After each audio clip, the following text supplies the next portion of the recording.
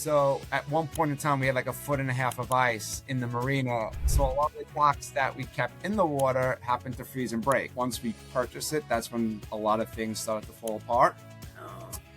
So it was a lot more expensive than we anticipated. So let's start with your story, because your main business is plumbing. And so Correct. How did you end up owning a marina on the Hudson River? And he came to us with the opportunity of buying this potential property on the water. So we took a look at it. We loved it. Try to now take that lesson and try to now repeat it so you could avoid certain mistakes. With Andrew Impagliazzo, the owner of Tappan Zee Marina on the Hudson River in New York, a marina that has been serving boaters for over 50 years, and the man who bought it 8 years ago and has been rebuilding it ever since. Andrew, I appreciate you coming on. Well, thank you so much for having me. Absolutely. Thank you so much. We're excited to have you today. So let's start with your story, because your main business is plumbing. And so Correct. How did you end up owning a marina on the Hudson River? So we, on top of just doing plumbing, we do real estate. And about 8-9 years ago, a broker that we've done business with for a long time, he knew Piermont very well, and he came to us with the opportunity of buying this potential property on the water. So we took a look at it. We loved it. They don't make many properties on the, well, they don't make any more properties on the water anymore. And it was a great location, great little town. So we took the opportunity to purchase it. Wow. And how was that process? Was it like an intense process? Was it a long process? How long did all that take? Probably took 6 months. Wow. We were buying it from previous ownership that had it probably 30 plus years. And they weren't necessarily easy. It was the first time it was the first time I think they were selling a property.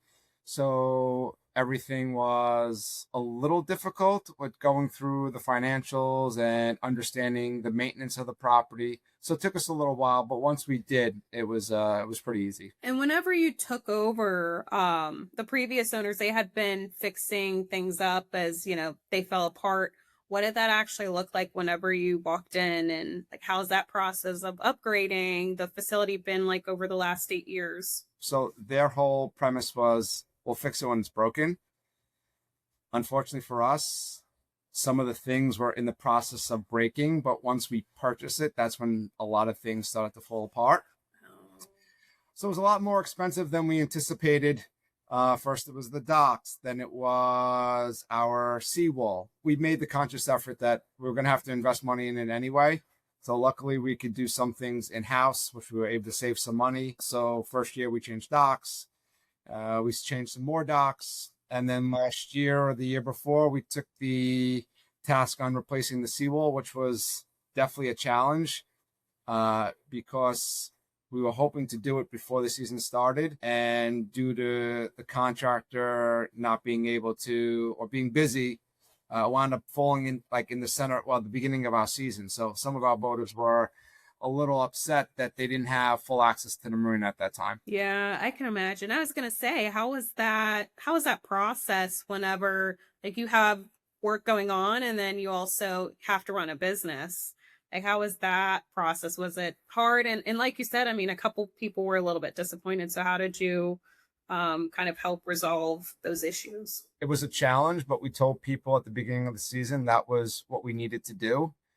They kind of knew about it prior. At the end of the season before, that's when some of the things started to fall apart. So the customers knew about it. We tried to be upfront with them and we tried to work with them. And luckily the way we did it, we were able to install we installed the wall outside the existing one. So we're able to keep things going. It just wasn't as seamless as we hoped. Yeah, I can imagine. Those type of projects can take a long time, and sometimes it can be an inconvenience, but it sounds like you guys are navigating it pretty well. And so tell me what Tappan Zee Marina looks like today, and what do you guys offer? Who typically comes there, and what does a typical season look like for you guys? The marina is, it's obviously in Piermont. We have a beautiful restaurant on the property, which is unrelated to us, but it's on the same property. We've replaced the docks, or replaced the majority of the docks they were existing wooden docks. We kept the wooden docks, and then we started to transition to the like more plastic docks. They're easy to maintain. The only thing is they don't stand up as well as the wooden docks. So we replaced the existing docks. We replaced the wall. So it was a steel I-beam wall with slats. We kind of changed it like in kind. We have bathrooms and showers at the marina. We have boat storage. We have a on-site mechanic. We have a gas dock. Wow. So you guys have a lot of things that a lot of upgrades that you guys have been doing. Yeah. That's awesome. And so what else? I mean, who typically comes there, and what is your season look like? Is it very, very busy during specific months? I can imagine, of course, the summer months are the typical busiest, but like, what about in your off seasons? So typically, I mean, the season starts officially May 15th. We start prepping the marina probably middle of February, early March. And that includes us rebuilding docks that were in bad shape the year before, and then starting putting docks into the water. We start doing work to some boats. So that's how the season usually begins. And we do this up until May 15th. And then at May 15th, we give or take about a week, we stop putting boats in the water, and then we'll do maintenance so we have since we have an on-site mechanic, we'll start doing repairs to boats from the previous season.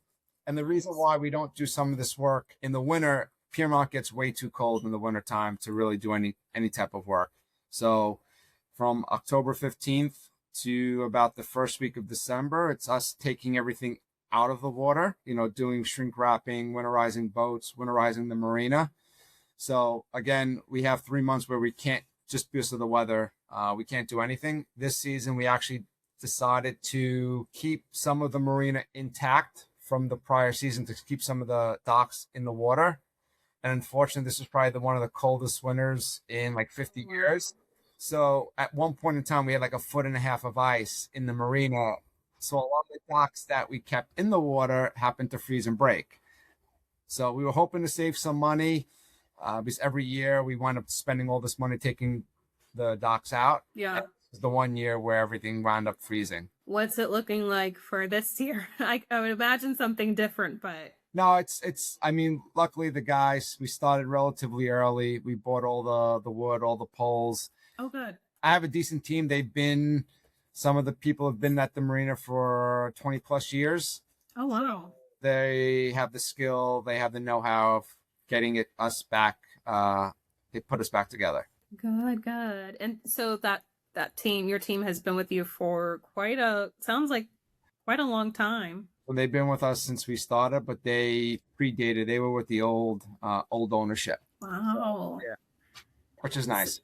Yeah, so they have a lot of knowledge they just have knowledge in general of how things work. That has to be nice. Yeah. It makes my life easy because I wouldn't know how to, we could probably figure it out, but these guys have the know-how. They've been doing it for a very long time, so it makes my life a lot easier. Wow. That's great that you have such a great support system in your team, and they have that prior knowledge and they have the history of where the company was to where it is now today, so that they can step in when necessary. Yep. Wow. And so you mentioned also like going into the full operation side, you guys also do like jet ski rentals, and you have slips. Yeah, so last year we started to get a lot of calls for jet ski rentals, and in the past we didn't do any. Well, not rentals. We rent the slips for jet skis. And last year I was starting to get a lot of phone calls about having slips for jet skis, and some of the people on my team were like, jet skis, they tend to be a little bit more rowdy. People with jet skis it's one person, they're having a little bit more fun than a traditional boater. But seeing the demand this year, we decided that we're going to take the leap and we're going to add additional jet skis. And at one point I couldn't buy the jet ski slips quick enough to put them in. So luckily we have a good setup. We have a good team. They put everything together, so we're in good shape. And then hopefully this next year we'll hopefully double that. Okay, I was gonna ask, do you plan to grow? Yeah, it the jet actually ski slips? the return with jet skis tends to be really good. There's a lot less maintenance with those docks, so it works out pretty well. So we'll continue to grow that. I think it's going to be one of the things that will probably grow the quickest for us. Oh wow, that's exciting. And so that came as a suggestion from your team to No, actually, incorporate them. my team was against it. Well, some of the people on my team are against it, just because they're boaters, and I guess the people who do jet skis aren't typically your regular boaters. So they were like, we don't think you should do it. But I saw the demand. The demand wasn't as strong on the boating side, and I'm not gonna lose out when I had people calling daily, weekly, to get those slips. Yeah, yeah, absolutely. You kind of have to listen to your gut feeling and in that aspect of, hey, what's you see something that's high in demand, you want to go for it. And also with proper research as well. But it seems like, you've done that and you're seeing the demand and you're acting fast by incorporating it. Yeah, That's huge as a business owner to see like the trends that are happening right now and then act on them fast. absolutely. Very nice. Very nice. I also want to shift gears and kind of go into like the behind the scenes look at what it actually takes to run a marina. So walk me through what a full-time year at Tappan Zee Marina actually looks like, because it's most people see a marina in the summer and have no idea what happens in the other 8 months. And you touched on it a little bit briefly just a couple minutes ago, but what does the full setup look like? So we'll start from the beginning of the year, which is so January, February, nothing happens in a marina, right? Especially on the Hudson, it's too cold. But toward the end of February, we typically the team starts looking at what needs to be rebuilt from the year prior, what was damaged, what's been old, what's old, what needs to be replaced. We start reaching out to our customers to see who's looking to take a slip. So we start planning on how many docks we need to build, what type of materials we need to order, what type of equipment we need to order, what needs to be maintained. So we have a travel lift that basically picks the boats up on the land, moves it around, but it also puts the boats in the water. So this year we needed to do maintenance on that travel lift. Okay. So comes March, April, we're building out the docks, we're putting poles in the water. We're doing a little work on boats. Mainly our goal is to get the marina ready for May 15th. And then May 15th, give or take a couple of days, my team starts putting the boats in the water. And then we usually have a little bit of a backlog. People want their oil changed, their filters changed. They want their boats painted, bottom painted. So we'll start doing all that other stuff, give or take May 15th. And then once the boats are in the water, we're doing additional maintenance on boats. We'll take the boats out. We'll power wash the boats. And from, say, June 15th on, again, we're doing additional services. 2 boats. We're still fielding calls for slips, doing mostly gas, selling gas. And then come September, we start prepping for the winter. So we start ordering our materials. October 15th, that's the last day boats could be in the water. Okay. So we'll order our shrink wrapping, any antifreeze, just so we're ready. So when we start pulling the boats out, we'll winterize the boats. If the customer wants, we'll take them out of land. We'll take them off out of the water, put them on land. And then we start pulling all the docks out. We'll stage them for the winter season. And then hopefully by December 15th, we're closed. Wow. So you really only have 2 months of truly downtime. Yeah. Wow. The rest of the months are extremely busy. Yeah, but come like middle of July, most of the work is now, we're selling gas, we're maintaining the docks, and we're doing some service. But the busiest part of the season is from March to that June, and then we're Okay. basically from say October to December is where it's most labor intensive. I was going to ask you about that next. Like, what's the most physically demanding or logistically complex part of the season? The thing that like most customers never see. I think they see it. It's the putting the marina together and then taking it apart. And we tried keeping it together for a season in the wintertime. It just doesn't work. So, Yeah, I can imagine. and I always thought in my mind is I'm like every season we spent all this money taking the marina apart. We spent all this money putting it together. I'm like, why not leave everything in the water? Right. And I'm like, it never freezes. And then this past season, we took that leap of faith and it just didn't work out. Yeah. Yeah. So, Well, I mean, hopefully it's not like that all the time. Hopefully the yeah, river doesn't freeze like that. It was just that one time. But yeah.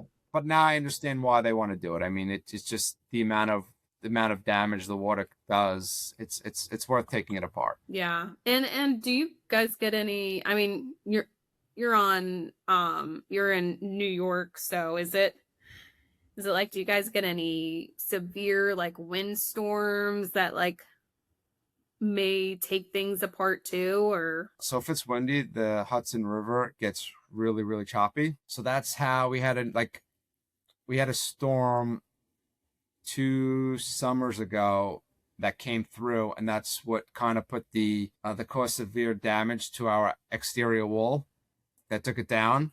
It was high waves, it was high wind, and it put the strain on the structures that took it down. So through the season, you'll get some tough weather, and high tide. You'll have the water that comes onto the land. So Yeah. But you'd say that the ice freezing. Well, not the actual river freezing was the part that did the most damage compared to the winds. yes. So I mean, most of the things are. I mean, the docks are made to move with the water, but the ice just cracks everything. So Yeah. Wow. I can imagine. That's definitely not the ideal situation. And, you know, it hopefully it's only a one-time occurrence. And I pray that that does not happen again, because yeah, I can imagine that. but I All always the check work that out. goes into it. I add it to it's called lessons learned. I mean, in construction, that's what you normally, when you do something and it doesn't work out and you have to, or something doesn't work, you call it lessons learned. Yeah, You try to now take that lesson and try to now repeat it so you could avoid certain mistakes. for sure. And I mean, at least now you can go into a situation being prepared, like, it kind of like expecting the worst in the situations. You always want to expect the worst, because that'll help you be the most prepared. You don't Yep, want the worst to happen, but just expect it in case it does happen. absolutely. A really great lesson learned there. And then also kind of now shifting gears again, tell me about like the boating community on the Hudson River, because you guys have been a part of this community for over 50 years, and what does that mean? So the boating community, I mean, it's pretty prevalent. People who love boating, they're I have to say, like, boaters by and large, a lot of them love to do work on their own boats. So usually we kind of like push them not to do it if we can, just because we have a mechanic on site, and then there's issues with how they do the work, and if they're putting certain bases underneath the boats to make sure they don't get any oil on the ground, or if they're painting their boats, there's like certain regulations that you have to follow. So, but the boating community in Piermont is great. Piermont's a great little town. A lot of our boaters are being pulled from not only Piermont or Orangeburg, but also Bergen County. Okay.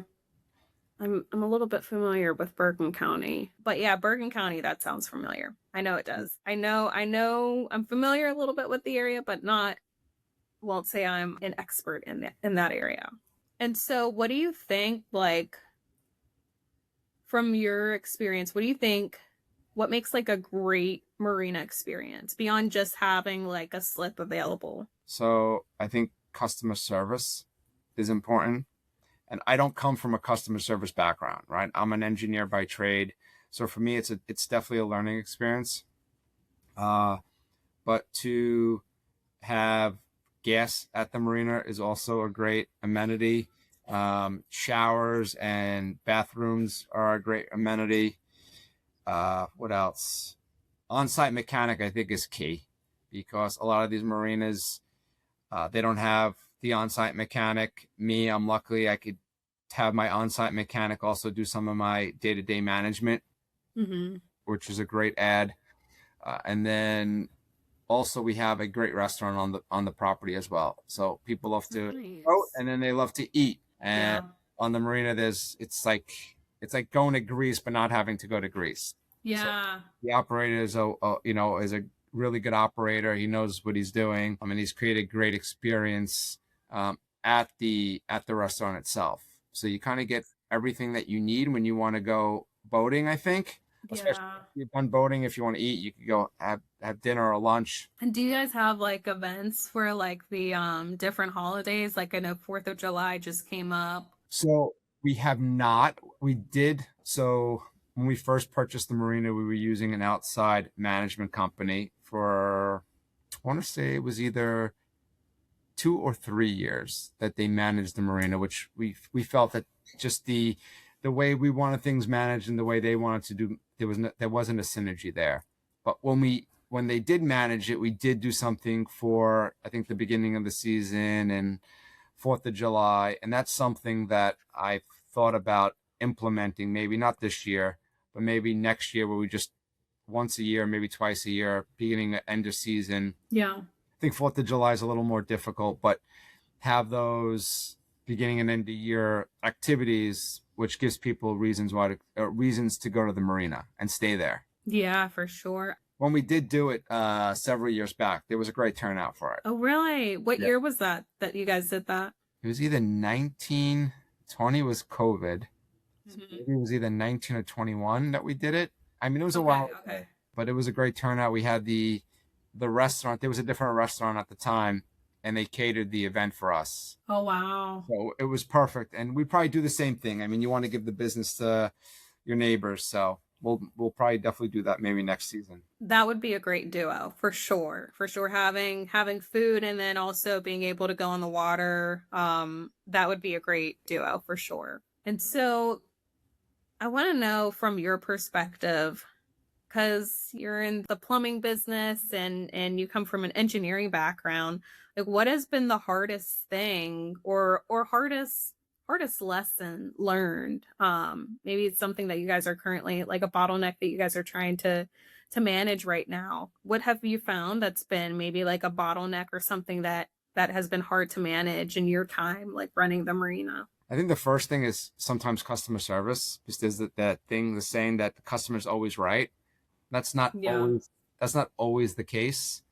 So managing how to properly deal with some of the customers, I think, is always a challenge.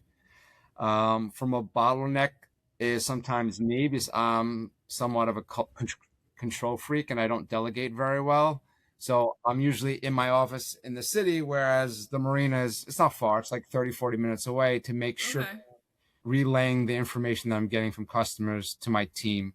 Luckily, I have people that help me out, which is great. But that's the bottleneck is usually me taking my normal engineering background, which is more like dotting my I's, crossing my T's, to Yeah.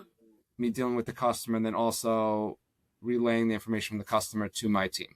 And do you relay that information in like a team meeting or like a training aspect? No, it's usually, I'm very big on phone calls, so I try to jot it down.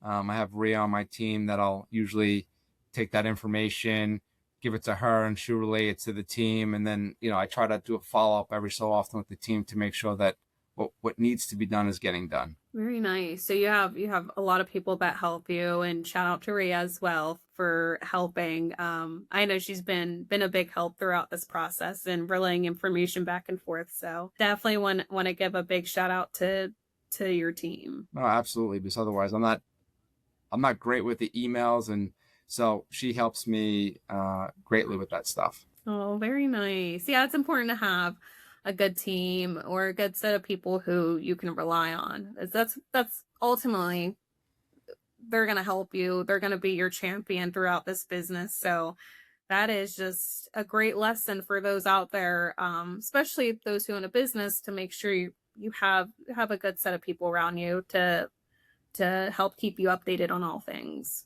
Yeah, I've tried doing it myself. It's just not possible. Yeah, yeah. No, definitely not for sure, Andrew.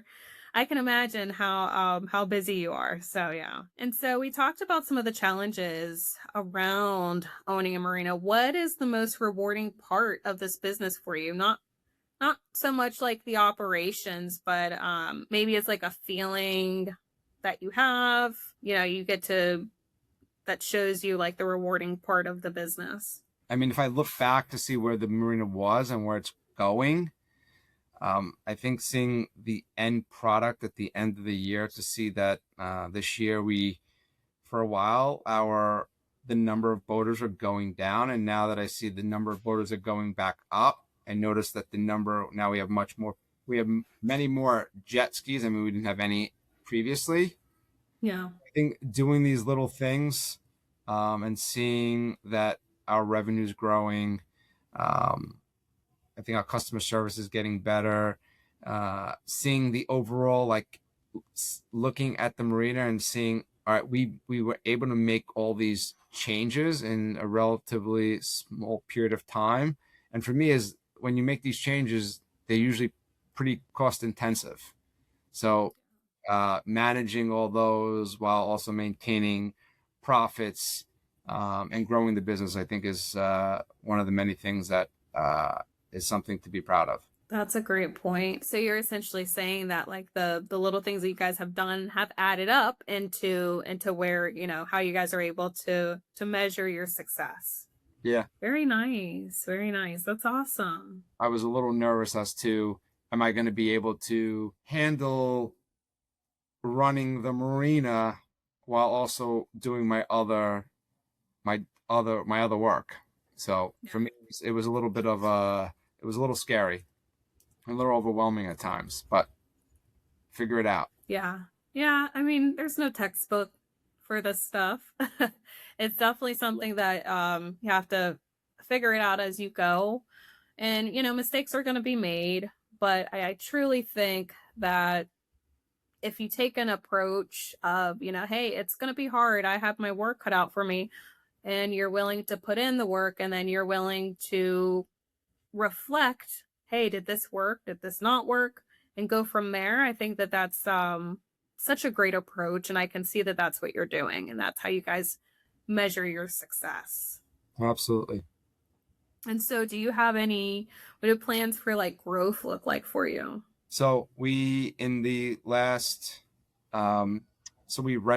the property next door, and we'll eventually purchase it. So it'll allow us to expand. Hopefully, my goal is to continue to grow the marina. Maybe one day develop the marina to maybe doing condos or something. I mean, I want a little bit more grand. I mean, it's a great property. It overlooks, you either want to call it the Tappan Zee Bridge or the Maricomo Bridge, but it's a great location, has great views. So my goal is to one day is better position the property. I don't know what that looks like just yet. So yeah. Are you thinking that would be like a 5-year plan, or like 5 more, 10 years out? 10 years out. Yeah. That's a good goal to have. Anything for your 5-year plan? Kind of meet it halfway? I think the 5-year plan would just maximize, fill all the slips up for the boats, fill all the slips up for I think we have a good opportunity to grow the jet ski business. We do partner with a third party who rents slips from us, but they rent out boats. So Freedom Boat Club, I think that would be great to be able to have them grow within the marina.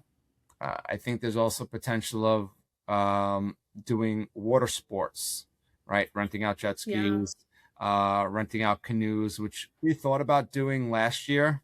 Unfortunately, timing wasn't great, but there's people if you go further south on the Hudson, within New York City itself, you have all these companies that do these basically the water sports, the canoeing, the paddling.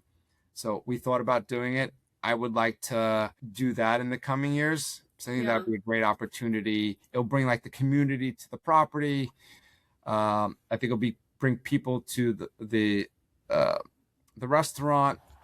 So I think if people continue to come to the marina, I think it'll play on one another. Yeah. And where one may lack, the other might, gain, where let's say, not saying this is going to happen. Let's say you have an off season with one of them, something might, bring in more customers than the other.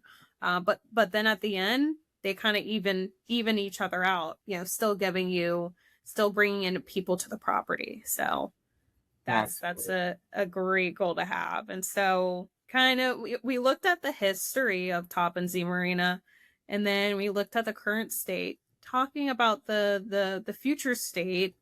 If someone, were to listen to this episode 10 years from now, what do you hope that they remember about Tappan Zee Marina? I would want them to remember. I mean, I would want them to listen to it and say that we continue to invest in the property and we made it better.